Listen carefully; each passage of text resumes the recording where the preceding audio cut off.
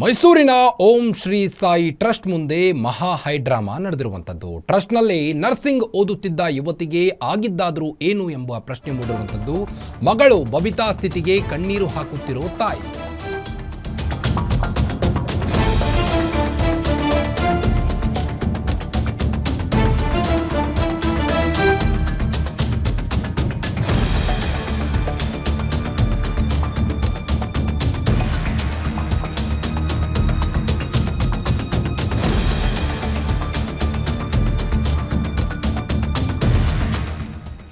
ಮೈಸೂರಿನ ಓಂ ಶ್ರೀ ಸಾಯಿ ಟ್ರಸ್ಟ್ ಮುಂದೆ ಮಹಾ ಹೈಡ್ರಾಮಾ ಆಗಿದೆ.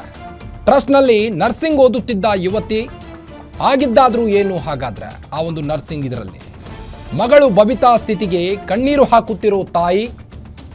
ಈ ಬಗ್ಗೆ ಗ್ಯಾರಂಟಿ ನ್ಯೂಸ್ ಬಳಿ ನೋವು ತೋಡಿಕೊಂಡಿದ್ದಾರೆ ತಾಯಿ ರಾಧಾಮಣಿ. ರಾಣಿ ಪ್ರಭಾ ತನ್ನ ಸ್ವಾರ್ಥಕ್ಕಾಗಿ ನನ್ನ ಮಗಳನ್ನ ಇಟ್ಟುಕೊಂಡಿದ್ದಾರೆ, ನನ್ನ ಮಗಳನ್ನ ಯಾಕೆ ಆಕೆ ಜೊತೆಗೆ ಇಟ್ಟುಕೊಂಡಿದ್ದಾರೆ ಎಂಬ ಪ್ರಶ್ನೆಯನ್ನ ಹಾಕಿದ್ದಾರೆ.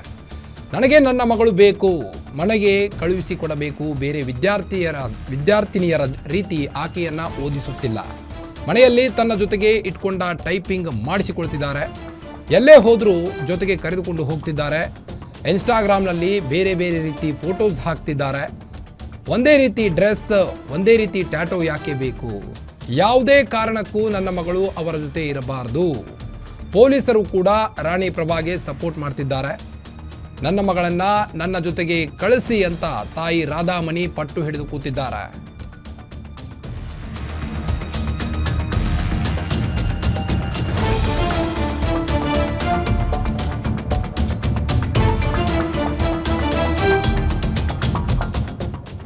ಬನ್ನಿ ಬಗ್ಗೆ ಇನ್ನಷ್ಟು ಹೆಚ್ಚಿನ ರಿಪೋರ್ಟ್ ಅಪ್ಡೇಟ್ಸ್ ಕೊಡ್ತಾ ಹೋಗ್ತಾರೆ ಸುರೇಶ್. ಮೈಸೂರಿನ ಓಂ ಶ್ರೀ ಸಾಯಿ ಟ್ರಸ್ಟ್ ಮುಂದೆ ಮಹಾ ಡ್ರಾಮಾ ಆಗಿರುವಂಥದ್ದು. ಈ ಬಗ್ಗೆ ಚಿಟ್ಚಾಟ್ ಮಾಡಿದ್ದಾರೆ, ನೋಡ್ಕೊಂಬರೋಣ ಬನ್ನಿ. ಮೈಸೂರಿನ ದಟ್ಟಕಳ್ಳಿಯ ಓಂ ಶ್ರೀ ಸಾಯಿನಾಥ ಓಂ ನರ್ಸಿಂಗ್ ಕೇರ್ನ ಮಾಲಕರಾಗಿರುವಂತಹ ರಾಣಿ ಪ್ರಭಾ ಮೈಸೂರು ಕರ್ನಾಟಕ ರಾಜ್ಯದ ಮಹಿಳಾ ಆಯೋಗದ ಅಧ್ಯಕ್ಷೆ ಆಗಿರ್ತಕ್ಕಂತಹ ನಾಗಲಕ್ಷ್ಮಿ ಚೌಧರಿ ಅವರ ಆಪ್ತೆ ಅಂತೇಳಿ ಗುರುತಿಸ್ಕೊಂಡಿರುವಂತಹ ರಾಣಿ ಪ್ರಭಾ ಅವರು ಅಲ್ಲಿ ಏನು ನರ್ಸಿಂಗ್ ಹೋಮ್ನಲ್ಲಿ ನರ್ಸಿಂಗ್ ಕೇರ್ನಲ್ಲಿ ಕೆಲಸವನ್ನು ಮಾಡ್ತಾ ಇರ್ತಕ್ಕಂಥ ಹಾಸನದ ಆಲೂರು ಮೂಲದ ಯುವತಿಗೆ ಕಿರುಕುಳನ್ನು ಕೊಟ್ಟಿದ್ದಾರೆ. ಈ ಒಂದು ಪ್ರಕರಣಕ್ಕೆ ಸಂಬಂಧಪಟ್ಟಂತೆ ಆ ಯುವತಿ ನನಗೆ ಕಿರುಕುಳ ಆಗ್ತಾ ಇದೆ, ಹೀಗಾಗಿ ನನ್ನನ್ನು ಕರೆದುಕೊಂಡು ಹೋಗಿ ಅಂತೇಳಿ ಅವರ ತಾಯಿಗೆ ವಾಟ್ಸಪ್ನಲ್ಲಿ ಚಾಟ್ ಮೆಸೇಜನ್ನು ವಾಟ್ಸಪ್ ವಾಯ್ಸ್ ಮೆಸೇಜನ್ನು ಕಳಿಸಿದ್ದಾರೆ.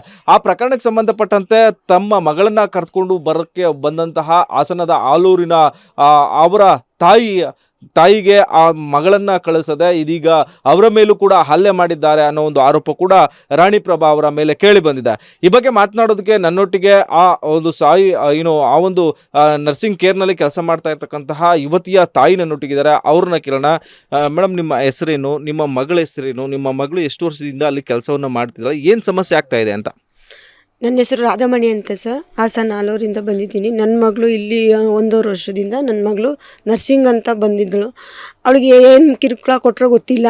ಅಮ್ಮ ವಾಟ್ಸಪ್ಪಲ್ಲಿ ವಾಯ್ಸ್ ರೆಕಾರ್ಡ್ ಮಾಡಿ, ಅಮ್ಮ ನನಗೆ ಈ ಥರ ಆಗ್ತಿದೆ ಅಮ್ಮ, ಬಂದು ಕರ್ಕೊಂಡೋಗಿ ಅಮ್ಮ, ಇಲ್ಲಾಂದರೆ ನಾನು ಸತ್ತೋಗ್ಬಿಡ್ತೀನಮ್ಮ ಅಂತೆಲ್ಲ ಹೇಳಿದ್ಲು. ಹೆಂಗಾರು ಮಾಡಿ ಕರ್ಕೊಂಡೋಗಿ ಅಮ್ಮ ಅಂತೇಳಿ. ಅದೇ ಟೈಮಲ್ಲಿ ನನ್ನ ಮಗಳಿಗೆ ಡೆಲಿವರಿ ಆಯಿತು ಸರ್. ಡೆಲಿವರಿ ಆದಾಗ ಅಮ್ಮ ನಾನು ಮಾಡಿದ ಮೆಸೇಜ್ ಸಹ ಏನು ಗೊತ್ತಾಗಬಾರ್ದಮ್ಮ, ಹಂಗೆ ಕರ್ಕೊಂಡೋಗಿ ನನ್ನನ್ನು ಏನಾರು ಹೇಳ್ಬಿಟ್ಟು ಅಂತೇಳಿ.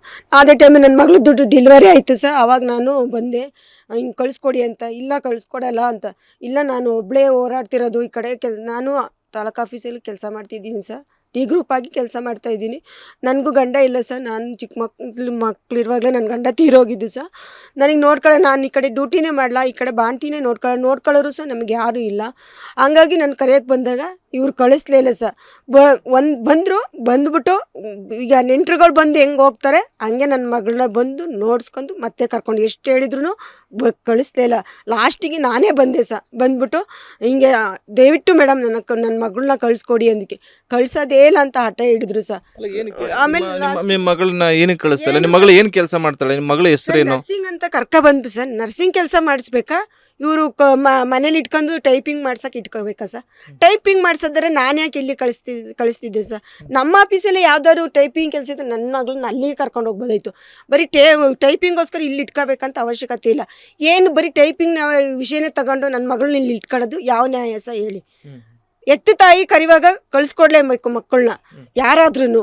ನಾನೇ ಎತ್ತು ತಾಯಿ ಅಂದಾಗ ನಾನು ಯಾರು ತಾಯಿ? ಅಲ್ಲ, ಯಾರು ಎತ್ತು ತಾಯಿ ಅಂತ ಯಾಕೆ ಹೇಳ್ತಾರೆ? ಅವರು ಒಂದಷ್ಟು ಫೋಟೋಗಳನ್ನ ಶೇರ್ ಮಾಡ್ಕೊಂಡಿದ್ದಾರೆ ನಿಮ್ಮ ಮಗಳನ್ನ ಜೊತೆಗಿರೋದನ್ನ.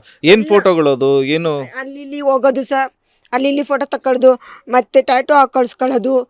ಯಾರು ಏನ್ ಟ್ಯಾಟೂ ಹಾಕ್ಸ್ಕೊಳ್ಳೋದು? ಯಾವ ರೀತಿ ಟ್ಯಾಟೂ ಹಾಕ್ಸ್ಕೊಂಡಿದ್ದಾರೆ? ಹಾರ್ಟ್ ತರ ಹಾಕಿಸ್ಕೊಳ್ಳೋದು. ಯಾರು? ಅವರು ರಾಣಿಪ್ರಭಾ ಮೇಡಮ್ ಮತ್ತೆ ನನ್ನ ಮಗಳಿಗೂ ಒಂದೇ ಥರ ಹಾಕೊಳ್ಳೋದು, ಒಂದೇ ಥರ ಬಟ್ಟೆ ತಗೊಳ್ಳೋದು, ಎಲ್ಲಿಗೆ ಹೋಗೋದಾದ್ರು ಜೊತೆಲೇ ಹೋಗೋದು ಕಾರಲ್ಲಿ ಹಂಗೆ. ಈಗ ನನ್ನ ಮಗಳು ನರ್ಸಿಂಗ್ ಅಂತ ಕಳೆದ ಬೇರೆ ಮಕ್ಳು ಎಲ್ಲಿದ್ದಾರೆ ಅದೇ ಥರ ನನ್ನ ಮಗಳನ್ನ ಬೇರೆ ಮಕ್ಳ ಥರ ನೋಡ್ಬೋದಲ್ಲ. ಇವಳೇನು ಸ್ಪೆಷಲಾಗಿ ಆ ಥರ ನೋಡೋಂಥ ಟ್ರೀಟ್ ಮಾಡೋಂಥದ್ದು ಏನಿದೆ ಸರ್? ಅಷ್ಟೇ. ನಿಮ್ಮ ಮಗಳ ಮೇಲೆ ಎಕ್ಸ್ಟ್ರಾರ್ಡಿನರಿ ಲವ್ ಇರಬೇಕು ಅವ್ರಿಗೆ, ಅದಕ್ಕೆ ಯಾಕೆ ನೀವು ಅಡ್ಡಿಪಡಿಸ್ತೀರಾ? ಏನು ಲವ್ ಇದ್ರೆ ಎತ್ತು ತಾಯಿ ಕರಿವಾಗ ಬರಲೇಬೋದಲ್ಲ. ತಾಯಿಗೊಂದು ಫೋನ್ ಮಾಡಕ್ಕೆ ಬಿಡಲ್ಲ.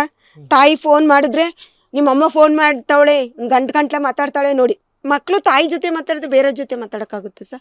ಇಲ್ಲ ಅಲ್ವಾ? ಆ ಥರ ಎಲ್ಲ ಇದು ಮಾಡೋದು. ಮಾತಾಡಬೇಡ, ಅಮ್ಮನ ಜೊತೆ ಜಾಸ್ತಿ ಕಾಂಟ್ಯಾಕ್ಟ್ ಇಡಬೇಡ, ನಿಂದು ಇದನ್ನ ನೀನು ಬೆಳೆಸ್ಕೋಬೇಕು ಅಂದರೆ ಬೇರೆ ಊರಲ್ಲಿ ಬೆಳೆಯೋಂಥದ್ದು ಏನಿದ್ರೆ ನಮ್ಮೂರಲ್ಲಿ ಬೆಳೆಯೋಂಥದ್ದಿದ್ರೆ ಎಷ್ಟೋ ಜನಗಳು ಎಷ್ಟೋ ಉದ್ಧಾರ ಆಗಿದ್ದಾರೆ. ಇಲ್ಲೇ ಈ ಊರಿಗೆ ಬಂದು ಬೆಳಿಬೇಕು, ಆ ಊರಿಗೆ ಹೋಗು ನಾವು ಉದ್ಧಾರ ಆಗ್ಬೇಕು ಅನ್ನೋದೇನಿಲ್ಲ. ಉದ್ಧಾರ ಆಗೋ ಮಕ್ಕಳು ಎಲ್ಲಿದ್ದು ಉದ್ಧಾರ ಆಗ್ತಾರೆ ಸರ್.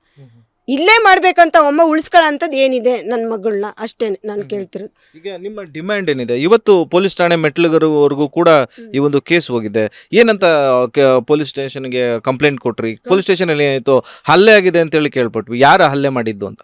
ಹಲ್ಲೆ ಮಾಡಿದ್ದು ರಾಣಿಪ್ರಭಾ ಮೇಡಮ್. ನಾವು ಕೇಳಕ್ಕೆ ಹೋಗಿದ್ಕೆ ಹೌದು ನನ್ನ ಮಗಳನ್ನ ಹಿಂಗೆ ನಿಂತ್ಕೊಬಿಟ್ರು ಸರ್. ನನ್ನ ಮಗಳಿಗೆ ಬಿಡಲೇ ಇಲ್ಲ ಮಾತಾಡೋಕ್ಕೆ ಅವಳ ಜೊತೆ. ಆಮೇಲೆ ನಾನು ಅಂತ ಹಿಂಗೆ ಹೇಳಿದೆ, ಬಾರೆ ಹೊರಗಡೆ. ಇಲ್ಲಿ ನಾನು ಅವತ್ತು ಅವಳನ್ನ ಕರೆಯೋಕೆ ಹೋದಾಗ ಆಮೇಲೆ ದಾಟ್ತಾ ಇರು ನೀನು, ಹೋಗ್ತಾ ಇರು ನೀನು ಅಂತ ಹೇಳಿದ್ರು. ಆಮೇಲೆ ಅವಳೇ ಅಂದ್ಲು, ಅಮ್ಮ ನಡಿಯಮ್ಮ ಇಷ್ಟೊಂದು ಮಾತಾಡಿದ್ಮೇಲೆ ಹೋಗೋಣ ಅಂತ ಬಟ್ಟೆ ತುಂಬಿಸ್ಕೊಂಡು ಕೆಳಗೆ ನಿಂತಿದ್ವಿ ಸರ್. ಕೆಳಗೆ ನಿಂತವ್ರನ್ನು ಆಮೇಲೆ ನೀನು ಹೋಗೋದಾರು ಹೋಯ್ತಾ ಇರು ನೀನು ಅಂತ ಹೇಳ್ಬಿಡು. ಅದು ಯಾರೋ ಜಯ ಅನ್ನೋರನ್ನ ಕರ್ಕೊಬತ್ತೀನಿ ಅಂತ ಕಾರಲ್ಲಿ ಹೋದ್ರು ಸರ್. ಅಲ್ಲಿಂದ ವಾಪಸ್ ಬಂದ್ಬಿಟ್ಟು ಮತ್ತೆ ಅದು ಅಲ್ಲಿ ಇದು ಹಾಸ್ಟೆಲ್ ಹುಡುಗಿದೆಯಲ್ಲ, ಆ ಹುಡುಗಿನ ಕರೆಸಿ ನಮ್ಮನ್ನ ಆಚೆ ನಿಂತನ್ನ ಮತ್ತೆ ಮನೆ ಒಳಗೆ ಬರೋಕೆ ಹೇಳಿ ಅವ್ರ ಬ್ಯಾಗೆಲ್ಲ ಚೆಕ್ ಮಾಡಿ ನೀವು ಅಂತೇಳಿ ಬ್ಯಾಗೆಲ್ಲ ಚೆಕ್ ಮಾಡಿಸಿ ಸರ್. ಆಮೇಲೆ ನನ್ನ ಮಗಳಿಗೆ ಮನಸ್ಸಿಗೆ ನೋವಾಯಿತು. ಅವಳು ಬಟ್ಟೆ ಎಷ್ಟಿದೆ ಅವ್ರು ಅದುವೇ ನನ್ನ ಮಗಳಿಗೆ ಬಟ್ಟೆ ಬೇರೆ ತಕ್ಕೊಡೋದು, ಅದೆಲ್ಲ ಯಾಕೆ ಬೇಕು? ಆಮೇಲೆ ಹೋಗ್ಲಿ ಬಟ್ಟೆ ತಕ್ಕೊಳ್ಳಿ, ನಾನು ಬೇಡ ಅಂತಲ್ಲ ಇದು. ಆಮೇಲೆ ಬಂದ್ಬಿಟ್ಟು ನಿನ್ನ ಬಟ್ಟೆ ಎಲ್ಲ ತೋರ್ಸಾಯ್ತು ಸರ್, ಎಲ್ಲ ತೋರ್ಸಾಯ್ತು, ಹೋಯ್ತಿರು ಅಂತ ಹೇಳ್ಬಿಟ್ಟು ಇದು ಮಾಡು. ಅಮ್ಮ ಆಯ್ತಮ್ಮ ನಡಿ ಅಂತ ಹೇಳ್ಬಿಟ್ಟು ನನ್ನ ಮಗಳು ಬಂದಾದ್ಮೇಲೆ ಇವರು ದಾಟು ಹೋಗು ಅಂತೆಲ್ಲ ಹೇಳಾದ್ಮೇಲೆ ಮತ್ತೆ ನನ್ನ ಮಗಳು ಫೋಟೋ ಎಲ್ಲ ಇನ್ಸ್ಟಾಗ್ರಾಮಿಗೆ ಹಾಕೋದು. ಯಾವಾಗ ನನ್ನ ಮಗಳು ನನ್ನ ಮನೆಗೆ ಬಂದ್ಲೋ ಇನ್ಸ್ಟಾಗ್ರಾಮಿಗೆ ಅವಳ ಫೋಟೋ ಎಲ್ಲ ಹಾಕೋದು ಅಷ್ಟು ಹಾಕೋದು. ಅವಳು ಇಲ್ಲಿಗೆ ಬರೋ ತನಕ ಹಾಕಿದ್ದಾರೆ ಸರ್. ಅವಳು ಬಂದು ಅವ್ರು ಯಾವಾಗ ಮಖ ತೋರಿಸಿ ಆವಾಗ್ಲಿಂದ ಫೋಟೋ ಹಾಕೋದೇ ಬಿಟ್ಟು ಹಾಕಿದ್ರು ಸರ್. ಆ ಥರ ಮಾಡ್ತಿದ್ದೆ. ಆ ಥರ ಎಲ್ಲ ಯಾಕೆ ಮಾಡಬೇಕು? ನಿಮ್ಮ ಮಗಳನ್ನ ಇಲ್ಲಿ ನರ್ಸಿಂಗ್ ಕೇರ್ ಅಂತ ಹೇಳಿ ಕರ್ಕೊಂಡು ಬಂದು ಈ ನರ್ಸಿಂಗ್ ಕೇರ್ಗೆ ಬಳಸ್ಕೊಳ್ತಿದಾರಾ, ಇಲ್ಲ ಬೇರೆ ಯಾವ್ದಾದ್ರು ಟಾರ್ಚರ್ ಕೊಡ್ತಾ ಇದಾರಾ? ನಿಮ್ಮ ಮಗಳಿಗೆ ಈ ಸಂಬಂಧಪಟ್ಟಂಗೆ ಏನಾದ್ರು ಹೇಳ್ಕೊಂಡಿದ್ದಿಲ್ಲ ನಿಮ್ಮ ಹತ್ರ ಅಂತ? ಇಲ್ಲ ಸರ್, ಅದೇ ಹೇಳ್ಕೊಂಡಿಲ್ಲ ಸರ್. ಆದರೆ ಅದೇ ವಾಯ್ಸ್ ರೆಕಾರ್ಡಲ್ಲಿ ಹಂಗೆ ಕಳಿಸಿದ್ಲು ಮಾತ್ರ. ಹಿಂಗೆ ನನಗೆ ಟಾರ್ಚರ್ ಆಗ್ತಿದೆ ಅಮ್ಮ, ಬಂದು ಕರ್ಕೊಂಡೋಗಿ ಅಂತ ರಾತ್ರಿ 12:45 ನನಗೆ ಫೋನ್ ಬಂತು. ಇವಾಗ ಪೊಲೀಸ್ ಸ್ಟೇಷನ್ಗೆ ಹೋಗಿದ್ರಿ. ಮಹಿಳಾ ಆಯೋಗದ ರಾಜ್ಯಾಧ್ಯಕ್ಷ ಆಗಿರುವಂಥ ನಾಗಲಕ್ಷ್ಮಿ ಚೌಧರಿ ಅವರ ಆಪ್ತೆ ಕೂಡ ಈ ಮಹಿಳೆ.